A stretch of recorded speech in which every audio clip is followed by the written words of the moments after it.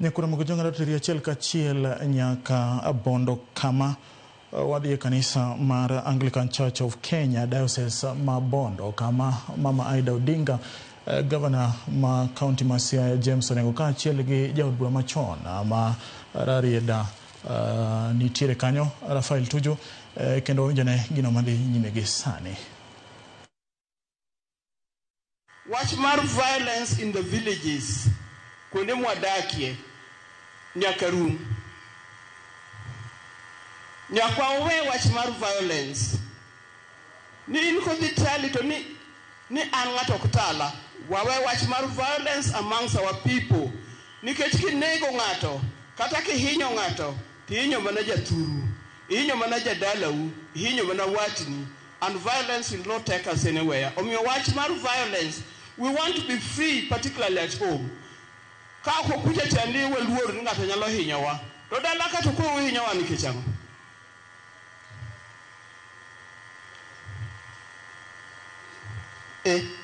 Awe kamano ero wan ka ae to ni o na dhao ni mar wach violence. Ero kamano Nyasaye ogwedhu to gira moro be na wuotho go matin support go my church. Gira moro ma wuotho go matin mondo support go my church to church ni to marwa sasa mwe bire nyakwa support ine mami. Oh, okay. Alright.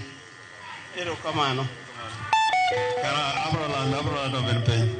Abrolando ero kamana henya aparo wach mamin pino wach ma violence no were noted. That is not right.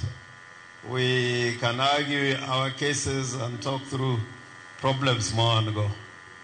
And kawuno okaro wacho jimangen nikech I feel honored and greatly privileged Bishop Mara ni inyalo luonga kaka chief guest ye occasion machalo kama.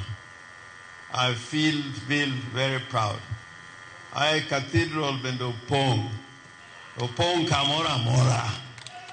I pray that in the coming days ne saasa mabiro lemo kato opong manaka kopong, and in that we'll get the blessings of the Almighty.